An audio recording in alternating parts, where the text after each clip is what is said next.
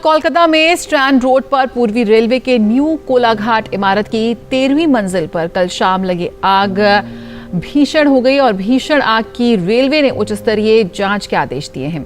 इस हादसे में 9 लोगों की मौत हो गई। जानकारी के मुताबिक दमकल विभाग ने 5 घंटे की कड़ी मशक्कत के बाद आग पर काबू पाया।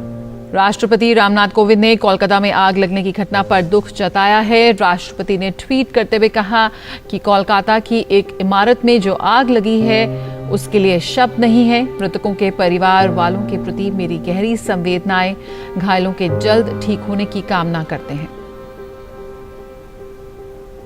उपराष्ट्रपति एम वेंकैया नायडू ने कोलकाता के आग हादसे पर गहरा दुख व्यक्त किया है। उपराष्ट्रपति ने ट्विटर पर कहा कि कोलकाता में पूर्वी रेलवे मुख्यालय की इमारत में हुई मौतों से व्यथित हूं। शोक संतप्त परिवारों के प्रति मेरी गहरी संवेदना। मुख्यमंत्री ममता बनर्जी ने घटनास्थल का दौरा किया और प्रत्येक मृतक के परिजन को 10 लाख रुपए का मुआवजा देने की घोषणा की है। रेल मंत्री पीयूष गोयल ने कोलकाता आग हादसे पर दुख जताया है। उन्होंने जान गंवाने वाले दमकल, रेलवे कर्मचारियों और पुलिसकर्मियों को बहादुर बताते हुए श्रद्धांजलि दी है। और कोलकाता में पूर्वी रेलवे के कार्यालय में भीषण आग हादसे पर प्रधानमंत्री नरेंद्र मोदी ने मृतकों के परिजनों और घायलों को आर्थिक सहायता देने की मंजूरी दी है। प्रधानमंत्री कार्यालय ने ट्वीट करते हुए कहा कि प्रधानमंत्री नरेंद्र मोदी ने कोलकाता में आग लगने से जान गंवाने वाले लोगों के परिजनों को प्रधानमंत्री राष्ट्रीय राहत कोष से 2 लाख और गंभीर रूप से घायलों को 50,000 रुपए की अनुग्रह राशि देने की मंजूरी दी है। केंद्रीय गृह मंत्री अमित शाह ने कोलकाता में हुए आग हादसे पर गहरा दुख जताया है। अपने ट्वीट में अमित शाह ने कहा कि कोलकाता में आग हादसे के कारण हुई मौतों के बारे में जानकर दुखी हूं। शोक संतप्त परिवारों के साथ मेरी गहरी संवेदनाएं, घायलों के जल्द स्वस्थ होने की कामना। रेल मंत्री पीयूष गोयल ने ट्वीट कर कहा कि इस दुर्भाग्यपूर्ण आग दुर्घटना के दौरान रेलवे द्वारा राज्य सरकार को हर संभव सहायता प्रदान की गई है। आग के कारणों का पता लगाने के लिए रेल विभाग के 4 प्रिंसिपल हेड्स की अगुवाई में एक उच्च स्तरीय जांच के आदेश दिए गए हैं।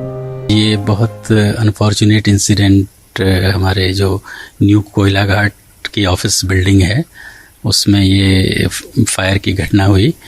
करीबन 6 बजे के आसपास में ये फायर डिटेक्ट हुआ।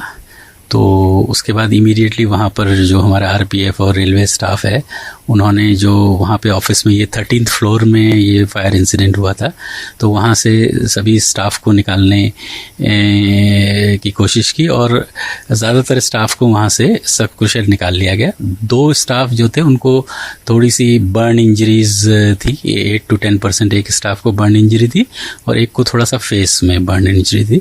तो उनको भी रेस्क्यू करके उनको फिर रेलवे हॉस्पिटल में भेज दिया गया और in the mean time fire brigade को भी इन्फॉर्म किया। फायर ब्रिगेड भी 6:30 तक साइट पे आ गई थी। उसके बाद हमारा जो स्टाफ था और आरपीएफ था उन्होंने उनको गाइड करके फायर फाइटिंग का उन्होंने सब अरेंजमेंट किया। अपने जो हाइड्रोलिक जो प्लेटफॉर्म्स वगैरह हैं उसको पोजीशन किया और फिर उनका जो एफर्ट शुरू हुआ।